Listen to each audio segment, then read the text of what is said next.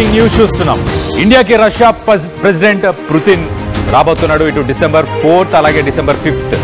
Kremlin దీనికి సంబంధించిన official statement కూడా రిలీజ్ చేసింది. 2021 దాదాపు 4 సంవత్సరాల తర్వాత ఇండియాకు వచ్చి మోదీని కలవబోతున్నారు ఇటు పుతిన్. ఇది స్ట్రాటజికల్ గా చాలా ఇంపార్టెంట్ అని చెప్పుకోవచ్చు. ఒక రకంగా ఇటు అమెరికాకి అలాగే ట్రంప్కి కూడా ఒక ఎదురు దెబ్బ, ఒక పెద్ద దెబ్బ అని చెప్పుకోవచ్చు. గతంలో మనం చూసాం ఇటు షాంఘై బ్యాంకింగ్ కోఆపరేషన్ కి సంబంధించిన మీట్లో కూడా ఇటు పుతిన్ అలాగే ఇటు మోదీ కలుసుకున్నారు. ఇటు యుక్రెయిన్ వార్ తర్వాత ఇప్పటిదాకా ఇండియాకి విజిట్ చేయలేదు పుతిన్, కానీ ఇప్పుడు ఆయన ఇండియా విజిట్ చేయబోతున్నారు. ఇండియా విజిట్ చేసి ఏం చేయబోతున్నారు, ఆయన షెడ్యూల్ ఒక్కసారి చూస్తే కనుక December 4th, December 5th, 2025 India రష్యాకి సంబంధించి ఇది 23rd యాన్యువల్ మీట్ అని చెప్పుకోవచ్చు. 23వ యాన్యువల్ మీట్ అని చెప్పుకోవచ్చు. సో మొత్తం మీద నరేంద్ర మోదీ అలాగే పుతిన్ వీళ్ళిద్దరూ చాలా ఎక్స్టెన్సివ్గా డిస్కషన్స్, హై లెవెల్ డిస్కషన్స్ చేయబోతున్నారు. స్పెషల్ ప్రివిలేజ్డ్ స్ట్రాటజిక్ పార్ట్నర్షిప్స్, ఇటు రష్యా అలాగే ఇండియాకి సంబంధించిన స్ట్రాటజిక్ పార్ట్నర్షిప్స్ గురించి మాట్లాడబోతున్నారు. అలాగే ఇటు ద్రౌపది ముర్ము, ఆయన ప్రెసిడెంట్ ఆఫ్ ఇండియా ద్రౌపది ముర్ముని కూడా కలవబోతున్నారు ఒక బ్యాంక్వెట్లో. సో మొత్తం మీద టాప్ ఎజెండా ఒక్కసారి మనం చూస్తే ఇటు డిఫెన్స్కి సంబంధించిన లాజిస్టిక్స్ గురించి, ఇటు S-400 ఎయిర్ డిఫెన్స్ సిస్టమ్స్, ఇప్పుడు ఆపరేషన్ సింధూర్లో మనం వాడిన S-400 డిఫెన్స్ సిస్టమ్స్, అలాగే రష్యన్ మిలిటరీకి సంబంధించిన స్పేర్ పార్ట్స్ కావచ్చు, వీటన్నిటి గురించి, అలాగే యుక్రెయిన్తో జరుగుతున్న వార్ గురించి కూడా డిస్కస్ చేసే అవకాశం ఉంది. సో మొత్తం మీద ఇటు అమెరికా ట్రంప్కి బిగ్ షాక్ అని చెప్పుకోవచ్చు. ఎందుకంటే ఇటు డిఫెన్స్కి సంబంధించిన డీల్స్ రష్యాతో చేయబోతుంది ఇండియా అని చెప్పి ఒక క్లియర్ స్టేట్మెంట్.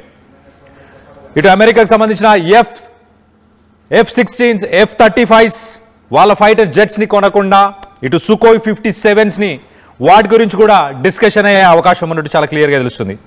ఒకసారి పేమెంట్ సిస్టమ్స్ గురించి కూడా మనం చూస్తే కనుక రూపే, ఇండియాకి సంబంధించిన రూపే అలాగే రష్యాకి సంబంధించిన MIR, ఈ 2 పేమెంట్ సిస్టమ్స్ని కూడా వీళ్ళు ఇంటిగ్రేట్ చేయబోతున్నారు.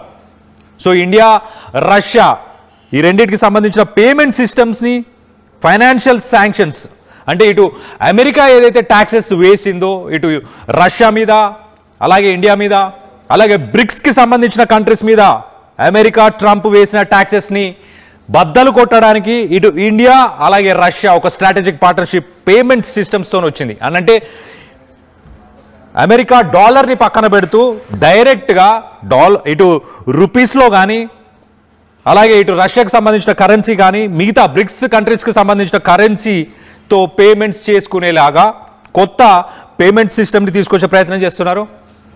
ఎట్ ద సేమ్ టైం ఇటు ట్రేడ్ అండ్ ఎనర్జీ, ఇటు చెన్నై పోర్ట్ని అలాగే రష్యాకి సంబంధించిన ఇంకొక పోర్ట్ని 2 ఇంటర్లింక్ చేస్తూ ఒక ట్రేడ్ పార్ట్నర్షిప్ని కూడా ప్లాన్ చేస్తున్నారు. అలాగే ఎనర్జీకి సంబంధించి కూడా ఒక స్ట్రాటజిక్ పార్ట్నర్షిప్ని ప్లాన్ చేస్తున్నారు. దాంతోపాటు వీసా ఫ్రీ టూరిజం, ఇటు రష్యా అలాగే ఇండియా ఈ 2 దేశాలకి వీసా ఫ్రీ టూరిజాన్ని కూడా తీసుకొచ్చే ప్లాన్లో ఉన్నట్టు తెలుస్తుంది. మొత్తం మీద 4 డిఫరెంట్ స్ట్రాటజీస్ గురించి మాట్లాడడానికి హై లెవెల్ మీటింగ్స్ కోసం వస్తున్నారు ఇటు పుతిన్.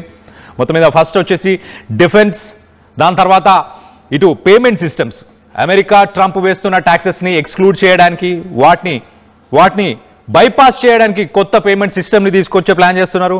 దాని తర్వాత ట్రేడ్ అండ్ ఎనర్జీకి సంబంధించి ఇటు చెన్నై అలాగే వ్లాడివోస్టాక్ అనే 2 పోర్ట్స్కి సంబంధించి మేరీటైమ్ కారిడార్, ఒక కారిడార్ని ట్రేడ్ని బూస్ట్ చేయడానికి ఒక కొత్త ట్రేడ్ కారిడార్ని తీసుకొస్తున్నారు. అలాగే visa free tourism, there is a strong anticipation of an agreement to allow visa-free travel for tourist groups between the 2 nations to boost people-to-people ties. So మొత్తం మీద ఇటు ప్రజలకి, ఇక్కడ ప్రజలకి అక్కడ ప్రజలకి కూడా మంచి కనెక్షన్ ఏర్పడాలని వీసా ఫ్రీ టూరిజాన్ని కూడా ముందుకు తీసుకొచ్చే ప్రయత్నం చేస్తున్నట్టు చాలా క్లియర్గా తెలుస్తుంది.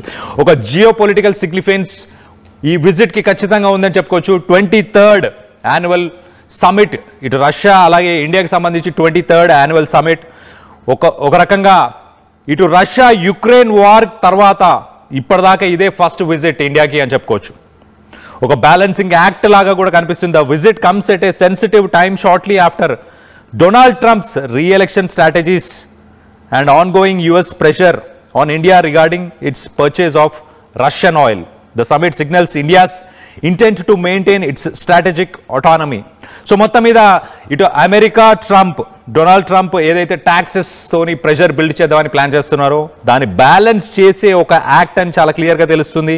ఎట్ ద సేమ్ టైం రష్యాతోని స్ట్రాటజిక్గా ఆ పార్ట్నర్షిప్ని మెయింటైన్ చేస్తాము అని చెప్పడానికి ఇది ఒక క్లియర్ స్టేట్మెంట్ అని కూడా చెప్పుకోవచ్చు. సో మొత్తం మీద ఇటు ఇండియా అలాగే ఇటు రష్యా, మోదీ అలాగే ఇటు పుతిన్ వీళ్ళిద్దరికి సంబంధించిన ఈ మీట్కి ఒక స్ట్రాటజిక్ స్టేట్మెంట్ అని చెప్పచ్చు, అలాగే ఒక జియోపొలిటికల్ స్టేట్మెంట్ అని చెప్పుకోవచ్చు. సో మొత్తం మీద చాలా ఇంపార్టెంట్ డిస్కషన్స్ జరగబోతున్నాయి ఇటు డిఫెన్స్కి సంబంధించి, అలాగే ఇటు ట్రేడ్ అండ్ ఎనర్జీ, అలాగే కొత్తగా ఒక పేమెంట్ సిస్టాన్ని కూడా తీసుకురాబోతున్నారు. దాంతోపాటు ఒక పోర్ట్ కారిడార్ని కూడా తీసుకురాబోతున్నారు. దీనికి సంబంధించి అసలు క్రెమ్లిన్ నుంచి ఒక అఫీషియల్ స్టేట్మెంట్ ఉంది ఈ విజిట్కి సంబంధించి. ఇటు డిసెంబర్లో ఇటు ఆయన విజిట్ చేసే డేట్స్ని మెన్షన్ చేస్తూ December 4th అలాగే December 5th ఈ తేదీల్లో ఇండియాలో పుతిన్ పర్యటించబోతున్నారు. ఇటు ప్రెసిడెంట్ ద్రౌపది ముర్ముని కూడా ఆయన కలవబోతున్నట్టు తెలుస్తుంది. సో దీనికి సంబంధించి మీరేమనుకుంటున్నారు? మీ అభిప్రాయాలను కింద కామెంట్ రూపంలో తెలియపరచండి. ఇటు ట్రంప్కి సరైన సమాధానం చెప్పడానికి ఇది ఒక మీటింగ్ అని చెప్పుకోవచ్చా అన్న దానిపై మీ అభిప్రాయాలను కింద కామెంట్ రూపంలో తెలియపరచండి.